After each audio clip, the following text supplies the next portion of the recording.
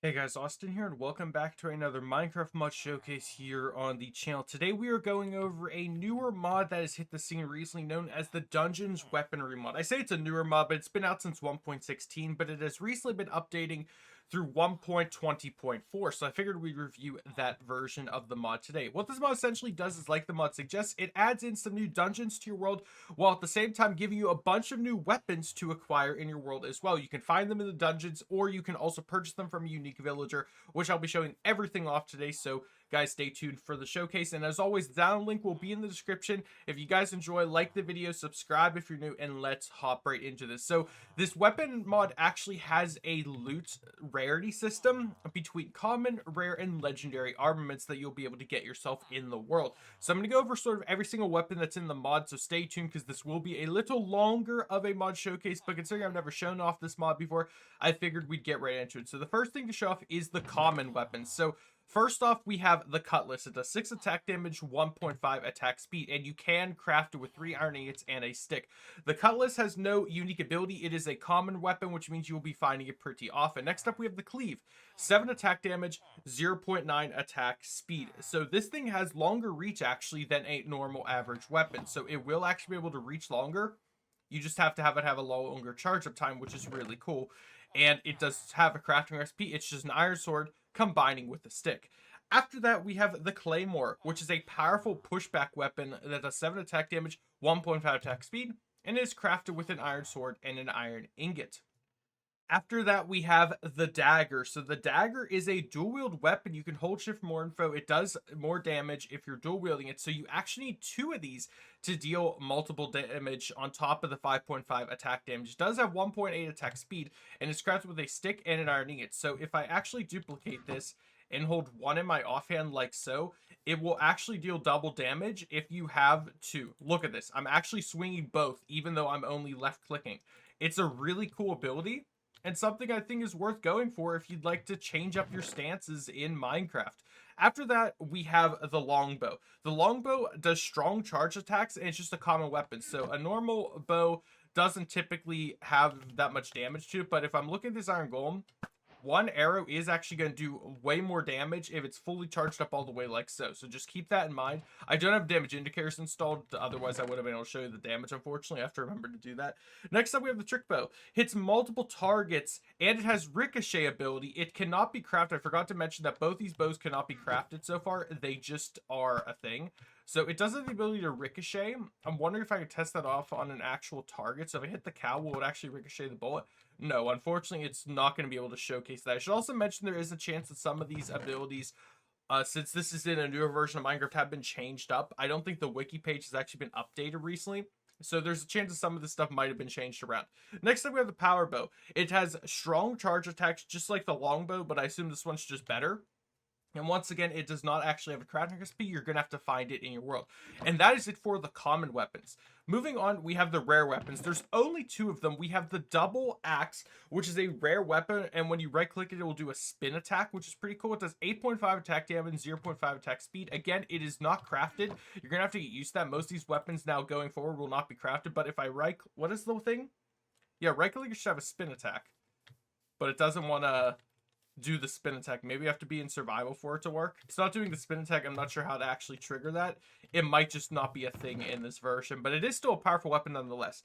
Next up, we have the backstabber and the final rare weapon. It does not have a crafting recipe, but it does extra damage to unsuspecting enemies. So essentially, if you sneak up on an enemy, you will be able to deal extra damage. It literally says that the NT is not looking in your general direction, and it does work on players as well. So 4.5 attack speed, 2 attack damage, but it is a very quick attacking weapon.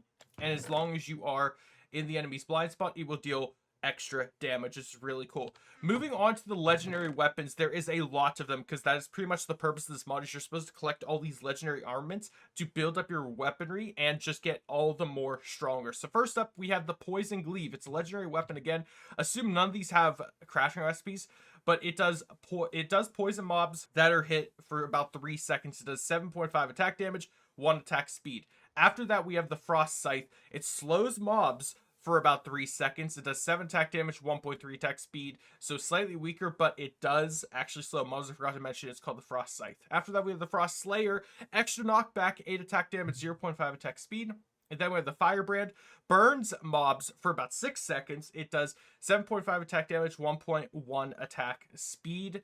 Then we have the Heartstealer. It leeches life off of enemies for about 75% chance of it happening. It does 8.5 attack damage, 0.9 attack speed. We have the Nameless Blade. It weakens enemy attacks whenever you hit them, and it does 4 attack damage, 2 attack speed, so a pretty fast weapon.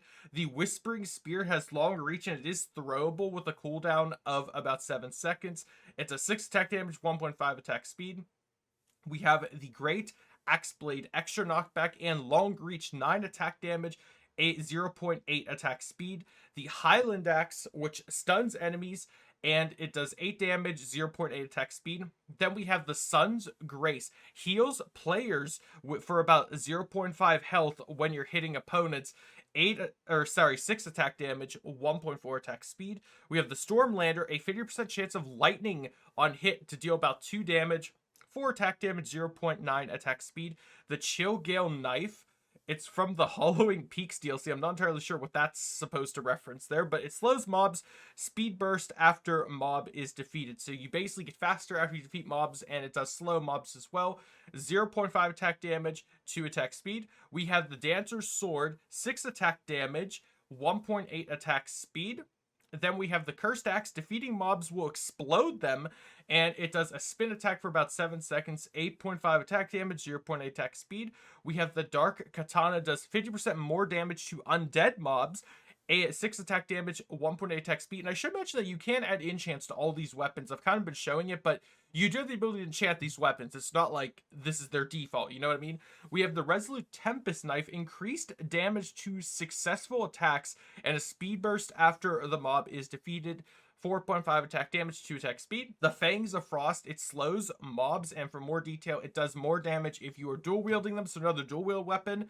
For 6.5 attack damage, 1.8 attack speed. I should specifically mention that even though it's a dual wield weapon, you still have to find 2 of them. It's not like you just get the ability with 1. You're gonna have to find 2 of these if you actually want that. The Hammer of Gravity, it pulls in enemies. It does 8 attack damage, 0.9 attack speed. And then we have some bows. The Red Snake Bow is a chance for arrows to explode.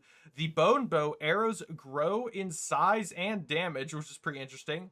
The Green Menace hits multiple targets with the Ricochet ability, and it does spawn poisonous clouds, which is pretty crazy. I actually want to see this. Wait a minute. Do I have to, like, actually hit opponents for this thing to work? Wait. Oh, yep, that's a Poison Cloud ability. Look at that. That's crazy. Okay, this is probably the strongest bow just based on that alone. We have the Guardian Bow, strong charge attacks, and it adds a supercharged ×2 effect. So I'm assuming it just, if you charge up the bow, it does an incredible amount of damage to one hit. And then the Subruing, the strong charged attacks and heals players in the area. Interesting. I wonder if that means like where the arrow hits if it heals players, or if it just, if you're holding the bow, it heals you.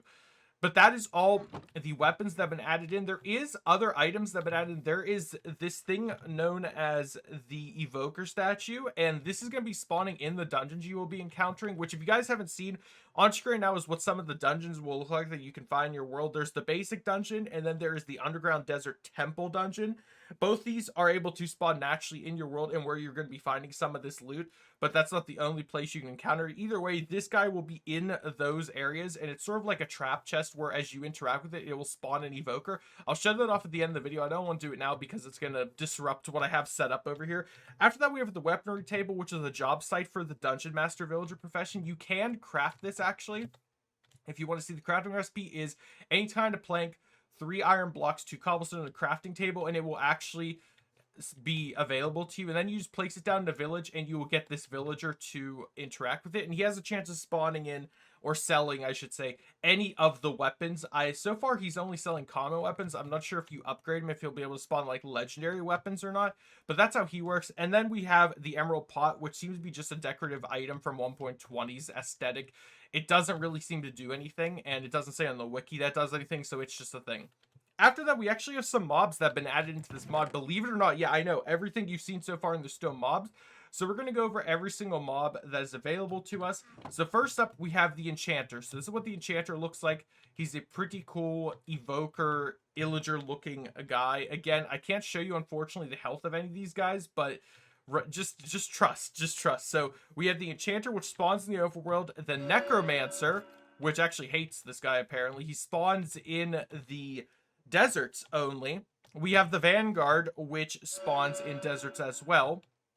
Pretty cool skeleton. And these are most likely where you will be getting some of the items dropped as well. We have the Wildfire, which spawns in the Crimson Forest, Basalt Deltas, and the Soul Sand Valleys, which literally is a different kind of blaze-looking creature.